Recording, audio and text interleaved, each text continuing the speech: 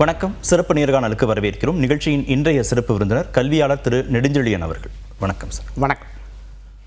ஆங்கிலம் பேசுபவர்கள் விரைவில் வெட்கப்படுவார்கள் அப்படின்னு மத்திய உள்துறை அமைச்சர் திரு அமித்ஷா பேசியிருக்கிறார். இதற்கு எதிர்வினைகளும் வந்திருக்கு.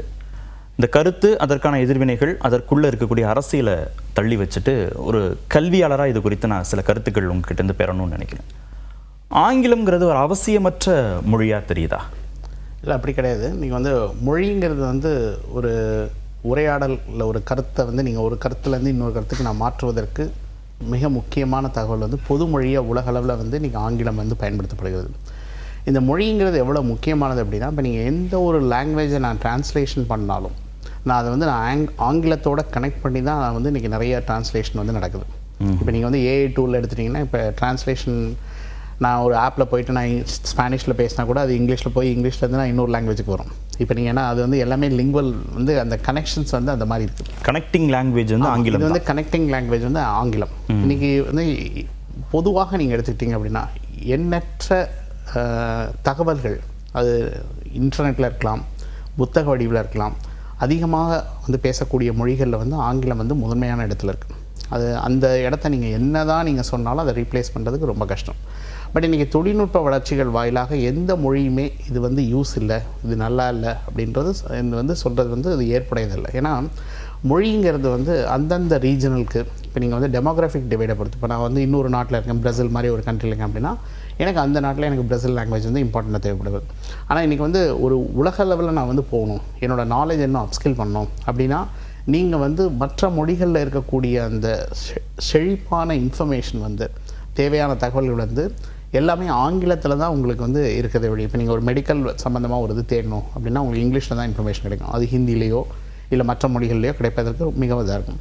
அதுமாதிரி இப்போ தொழில்நுட்ப வளர்ச்சிகளில் நீங்கள் வந்து ஏஐ டூல் வந்துட்டுருக்கு, எல்லாம் வந்துட்டுருக்கு அப்படின்னா இதனோட எல்லாமே ஃபண்டமெண்டல் எல்லாமே பேக் எண்டில் இங்கிலீஷில் தான் இருக்குது.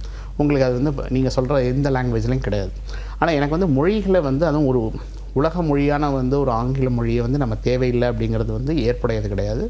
இது வந்து என்னை கல்வியை பற்றி ஒரு போதுமான புரிதல், விழிப்புணர்வு நம்மள்ட்ட இல்லாத காரணத்தினால. ஏன்னா நம்ம வந்து இந்த ஒரு விவேகானந்தர் சொன்ன மாதிரி நம்ம தமிழ்நாடுங்க இந்த இந்தியாங்கிற கிணத்துக்குள்ளே உட்காந்து இந்த கிணத்துக்குள்ளே இருந்து நான் இங்கேருந்து பார்த்தா போதும் அப்படிங்கிறத வந்து பார்த்துட்டு உலகளாவிய வாய்ப்புகளை நம்ம குழந்தைங்களுக்கு காண்பிக்க தவறணும் அப்படிங்கிறது தான் என்னோடய பாயிண்ட் ஆஃப் வியூ. ஏன்னா ஃபஸ்ட்டு இந்த பாப்புலேஷன் கிடையாது. இந்த பாப்புலேஷன் வந்து பெஸ்ட்டு யங்கஸ்ட் பாப்புலேஷன் இந்த வேர்ல்டு. இந்த பாப்புலேஷன் அதான் சைனா கூட இப்போ அவங்களோட மீடியன் ஏஜ் 38.4 இருக்கிறதுனால 3 குழந்தை பெற்றுக்காங்க அப்படிங்கிறாங்க. இந்த பாப்புலேஷனை வந்து நான் உலகளாவிய இடத்துக்கு நான் கொண்டு போகணுன்னா நான் என்ன பண்ணணும் அப்படிங்கிற ஒரு உயரிய சிந்தனை அரசியலுக்கு அப்பாற்பட்டு இருக்கணுங்கிறது தான் என்னோடய தாழ்மையான வேண்டுகோள். ஏன்னா நம்ம சுதந்திரம் வாங்கும்போது சுதந்திரத்துக்கு போரிட்ட எல்லாருமே வந்து இந்த சமூகம் நல்லா இருக்கணும், இந்த மக்கள் நல்லா இருக்கணும் அப்படிங்கிறதுக்கு தான் எண்ணற்ற தியாகிகள் வந்து அவங்களோட லீடர்ஸ் வந்து எல்லாருமே வந்து அவங்க பண்ண ஒரு பர்பஸ் என்ன அப்படின்னா நம்ம வந்து உலகளாவிய லெவலில் இந்த நாடு வந்து முன்னேறணும், உலகத்துக்கே நம்ம வந்து ஒரு சாதனை படைக்கணும் அப்படிங்கிறது. பட் ஒவ்வொரு கண்ட்ரியும் யூனிக். அந்த கண்ட்ரி அதுக்குன்னு ஒரு தனித்துவம் இருக்குது. அந்த கண்ட்ரியில் உள்ள மொழிகள் வந்து அதுக்கு ஒரு தனித்துவம் இருக்குது. பட் இணைப்பு மொழியை நம்ம இன்றைக்கி வந்து ஆங்கிலத்தை பார்க்கும்போது இணைப்பு மொழி தேவையில்லை அப்படின்னா அந்த பிரிட்ஜ் வந்து டிஸ்கனெக்ட் ஆகிடும். இப்போ நீங்கள் வெளியே உலகத்துக்கு நீங்கள் பேசக்கூடிய விஷயங்கள், நீங்கள் சொல்லக்கூடிய விஷயங்களை அவங்க புரிந்து கொள்வதற்கானது வந்து நான் ஒரு டிரான்ஸ்லேஷன் ஒரு டூல் வச்சு யூஸ் பண்ணுறதை விட, ஒரு இன்டர்பிரேட்டரை வச்சு யூஸ் பண்ணுறதை விட என்னால் ஆங்கிலத்தில் உங்களுக்கு இன்னொரு நாட்டில் உள்ளவர்கிட்ட நான் கம்யூனிகேட் பண்ண முடியும் அப்படின்னா அவருக்கு அந்த மொழி புரியும்னா அது வந்து எனக்கு 3வது டூல் தேவைப்படாது, இல்லை 2வது பர்சன் எனக்கு தேவைப்படாது.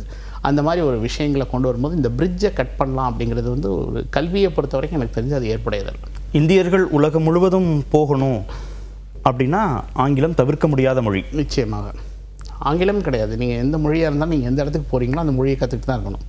அது எந்த கண்ட்ரின்னு தெரியாது. இப்போ நீங்கள் இப்போ நம்ம நிறைய பேர் வந்து நம்ம நாட்டிலேருந்து வந்து படிக்காதவங்க கூட நீங்கள் வந்து மலேசியாவில் போய் வேலை பார்க்குறாங்க, மலாய மொழியை ஈஸியாக கற்றுக்குறாங்க, கல்ஃபில் போய் வேலை பார்க்குறாங்க, பேசிக் அரபிக் வந்து கற்றுக்குறாங்க.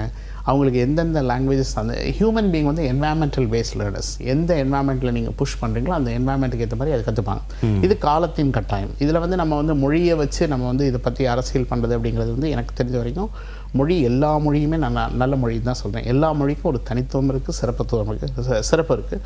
அந்த சிறப்பை வந்து நீங்கள் மொழியை எவ்வளோ தூரம் நீங்கள் வந்து பரவலாக்கம் பண்ணியிருக்கோம் அப்படிங்கிறது தான் மிக முக்கியமானது. இப்போ நான் பரவலாக்கம்ங்கிறது சொல்கிறது வந்து என்னோடய லாங்குவேஜில் உள்ள தனித்துவத்தை எடுத்து இப்போ நீங்கள் தமிழ் வந்து இன்டர்நெட்டில் ஒரு ஆதிக்க மொழியாக இருக்குது. தமிழில் இன்றைக்கி நிறைய படைப்புகள், நிறைய புதினங்கள், எல்லாமே தமிழில் வந்து இணையத்தில் வந்து அவ்வளோ வந்து நடந்துகிட்ருக்கு அப்படின்னா தமிழ் வளர்ச்சிக்கான வளர்ச்சிகள் அப்படிங்கிறது இது வந்து ஏதோ ஒரு அரசியல்னால் உருவாக்குறதில்ல. தனிப்பட்ட மனிதர்கள் அவங்களுக்கு தெரிஞ்ச விஷயங்களை, அவங்க வட்டாரத்தில் உள்ள விஷயங்களை அவங்களுக்கு தெரிஞ்ச ஈஸியான வழியில் அவங்க போடுறாங்க. அந்த மொழி வந்து கம்யூனிகேஷன் ஆகுது, அந்த மொழி வந்து பரவலாக்கப்படுது. நீங்கள் வந்து நான் எந்த ஊரில் இருந்தாலும் எந்த நாட்டில் இருந்தாலும் என்னோடய ஊரில் இது நடக்குதா அப்படின்னு பார்க்குறதுக்காக நான் அந்த மொழியை தேடி வர்றேன். இது மொழி வந்து ஒரு பாலம், இது ஒரு கனெக்டிங் பிரிட்ஜ். இப்போ நான் இன்னொரு இடத்துல இருக்கேன், எனக்கு எதுவுமே மொழி கிடைக்காது அப்படின்னா எனக்கு வந்து அங்கே வந்து நமக்கு வந்து ஹிந்தியோ இல்லை சான்ஸ்கிரிட்டோ இல்லை நீங்கள் சொல்கிற எந்த மொழியும் எனக்கு கிடைக்காத இடத்துல நான் இங்கிலீஷில் தான் நான் டிபெண்ட் பண்ணி ஆகணும்.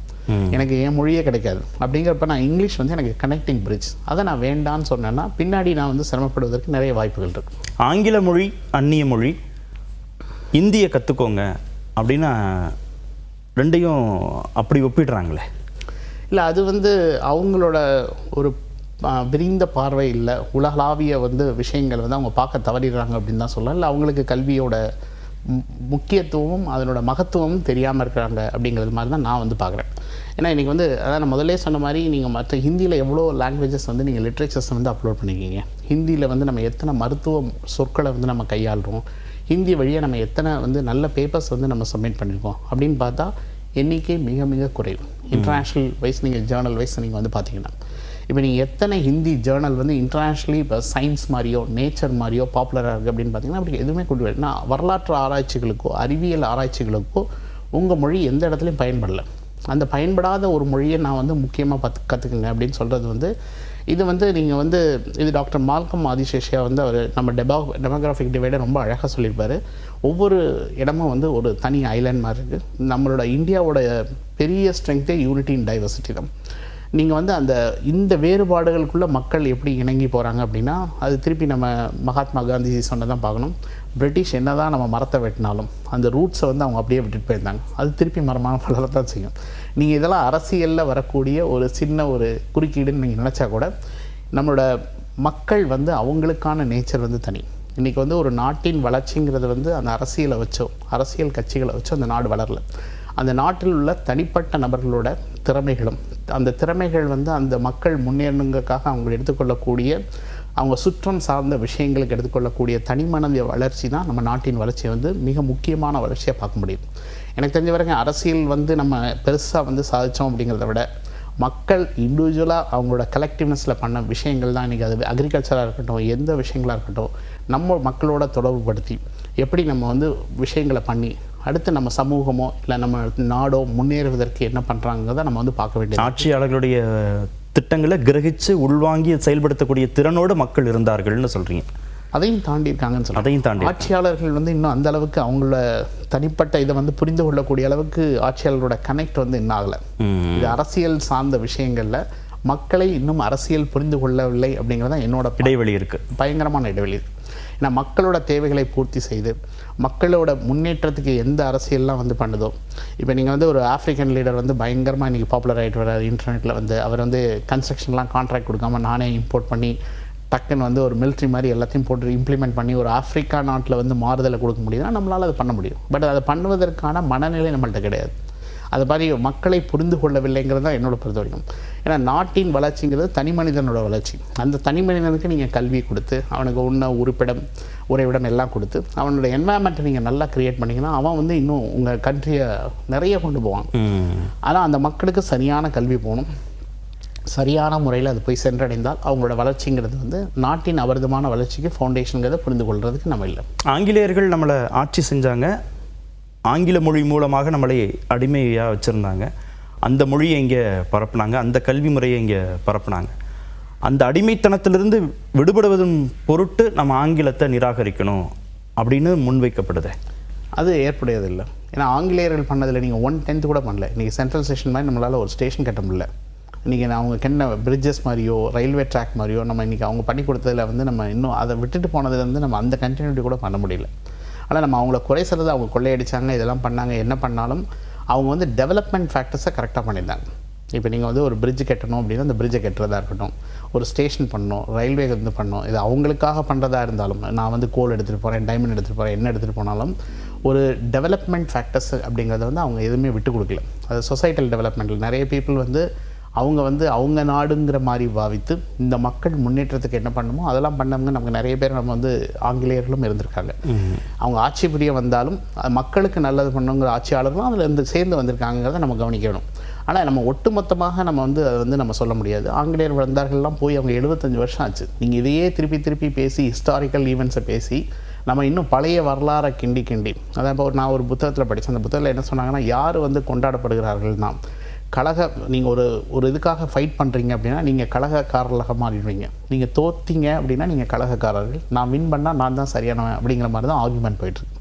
ஆனால் உண்மை ரீசன் யாருன்னா, அவர் என்ன ரீசனுக்காக கம்ப்ளீட் பண்ணார், இவர் என்ன ரீசனுக்காக வின் பண்ணாருங்கிறது இன்றைக்கி வரைக்கும் அது உண்மைகள் வந்து தெரியாது. அந்த உண்மைகள் புதைக்கப்படுவதனால் நிறைய விஷயங்கள், தெரியாத விஷயங்கள் வந்து இப்போ நீங்கள் உதாரணத்துக்கு வந்து நம்ம பண்டைய கல்வி முறைகள் எடுத்திங்கன்னா நம்ம பக்கத்துலேயே நம்ம வந்து திங்க் பண்ணி கூட பார்க்க முடியாது. நம்மளோட பஞ்சாங்கம் எடுத்துக்கோங்க, அதே மாதிரி வந்து கணக்கடிகாரம்னு ஒரு மெஷர்மெண்ட் சிஸ்டம் நம்ம யூஸ் பண்ணியிருக்கோம். நம்மளோட அதாவது அளவீடுகளில் தமிழர்கள் மாதிரி உலகத்திலே எங்கேயுமே இருந்ததில்லை. எண்ணற்ற வரலாறுகள் இருக்குது நமக்கு. பட் நம்ம வரலாறுகள் புதைக்கப்பட்டிருந்தாலும், அது நல்ல ஆழமாக புதைக்கப்பட்டிருந்தாலும், யாரோ ஒரு பிரில்லியன்ட் மைண்ட் போய் அதை டச் பண்ணி இப்போ நீங்கள் கீழடியை தோண்டி எடுத்த மாதிரி ஒரு விஷயங்களை கொண்டு வந்து அடுத்த ஜென்ரேஷனுக்கு வந்து நம்ம அதை வந்து இது பண்ணுறோம். அதான் நான் சொல்கிறேன், நீங்கள் ரூட்ஸை விட்டுருக்கீங்க, மரத்தை தான் விட்டுருக்கீங்க. ரூட்ஸ் எப்படி வந்து அது ஆழமாக போய் அது என்ன தேவையோ அடுத்து அது மரமாக வளர்ந்து அதை கொடுக்க வேண்டிய பெனிஃபிட்ஸை கொடுத்துட்டு தான் இருக்குமே வழிய இதுக்கு ஆட்சியாளர்களோ கட்சிகளோ அரசியல்களோ இதை தாண்டி மக்களோட தனித்துவம் தான் இந்த நாட்டின் வளர்ச்சிக்கு மிக முக்கியமாக இருக்கிறது என்னோட பார்வையில் பார்க்க. ஆங்கிலம் கற்றுக்கொண்டதுனால, ஆங்கிலம் தெரிந்ததுனால நம்ம முன்னேறி இருக்கிறோமா இல்லை பின்னேறி இருக்கிறோமா, எப்படி வரையறுக்கணும்? இல்லை, முன்னேற்றம் ஒரு பக்கம் இருந்திருக்கு. கல்வியினால் முன்னேற்றம், கல்வியில் நம்ம வந்து ஆங்கிலம் மூலமாக நம்ம கற்பதில் நமக்கு வந்து நிறைய முன்னேற்றங்கள் இருக்குது. மற்ற மொழிகளை வந்து கம்பேர் பண்ணும் பொழுது நம்ம தமிழ் ப்ளஸ் ஆங்கிலம் காம்பினேஷன் வந்து ரொம்ப நல்லா ஒர்க் அவுட் ஆகிருக்கு. இருமொழி கொள்கை ஒர்க் அவுட் ஆகிருக்கு. இது வந்து சிறப்பாக ஒர்க் அவுட் ஆகிருக்கு. ஏன்னா இப்போ நீங்கள் வந்து மொழி, எனக்கு தெரிஞ்ச வரைக்கும் இனிமேல் மொழியை வச்சு அரசியல் பண்ணுறது என்ன, இப்போ ஏஐ டூல் வந்து நீங்கள் எந்த மொழி பேசினாலும் இன்ஸ்டண்ட்டாக 99% அக்யூரஸியில் 193 லாங்குவேஜை வந்து டிரான்ஸ்லேஷன் பண்ணி தருது. இப்போ நீங்கள் எதுக்கு மொழிக்கு சண்டை போடுறீங்கன்றது எனக்கு புரியல. ஏன்னா மொழியெல்லாம் இன்றைக்கி வந்து அவுடேட்டட் ஆகிடுச்சு. நீங்கள் எந்த மொழியை வேணாலும் நான் வந்து எதில் வேணாலும் பேசினா அடுத்த செகண்ட் வந்து உங்களுக்கு அதை டிரான்ஸ்லேட் பண்ணி நீங்கள் உங்கள் மொழியில் கொடுக்க போகுது. அப்போ நான் இந்த மொழியை வச்சு அரசியல் செய்கிறத விட்டுட்டு டெவலப்மெண்ட் ஃபேக்டர்ஸை நம்ம வந்து பார்க்கணும். அதாவது வளர்ச்சிக்கான பாதைகள் என்ன, வளர்ச்சிக்கு நம்ம என்னென்ன வந்து செய்யணும். இது வந்து இப்போ நான் இந்திய மக்கள் எல்லாத்தையும் நம்ம கன்சிடர் பண்ணலாம். இது வந்து இந்த ஒரு மாநிலம் மட்டும் கிடையாது, இந்த மாநிலம் மட்டும் கிடையாது, எல்லா மாநில மாணவர்களும் வரணும். அப்படின்னா நம்ம வந்து இன்றைக்கி நம்மளோட போட்டியிடக்கூடாது. உலகத்துக்கு நீங்கள் வந்து இப்போ நீங்கள் வந்து இவ்வளோ பேசுகிறோமே, நம்ம ஏன் சைனாவோட போட்டியிட மாட்டேங்கிறோம்? சைனாவோட டெவலப்மெண்ட் ஃபேக்டர்ஸை என்ன பார்க்க மாட்டேங்கிறோம்? சைனா எப்படி கல்வியில் முன்னேறிச்சு? அவங்க சைனீஸ் தான் சொல்லிக் கொடுத்தாங்க, தாய்மொழி தான். பட் அந்த தாய்மொழி வழியாக என்ன வளர்ச்சிகள் அவங்க அடைஞ்சாங்க, அது வந்து இன்றைக்கி நேற்று பண்ணல. அவங்க தொன்று அதை அப்படியே பண்ணதுனால தான் அந்த வளர்ச்சி டெவலப்மெண்ட் வந்து இன்க்ரீஸ் ஆகிட்டே இருந்தது. இப்போ நீங்கள் வந்து அது எதுவுமே நீங்கள் வந்து டெவலப்மெண்ட் ஃபேக்டர்ஸை வந்து நீங்கள் கண்டினியூவஸ் ப்ராசஸில் இல்லை அப்படின்னா அது வீழ்ச்சி அடைஞ்சிடும். அந்த கண்டினியூவஸ் ப்ராசஸ்க்கு வந்து ஒரு இண்டிவிஜுவலோட டெவலப்மெண்ட் கிடையாது, ஒரு பொலிட்டிக்கல் மூமெண்ட்டோட டெவலப்மெண்ட் கிடையாது.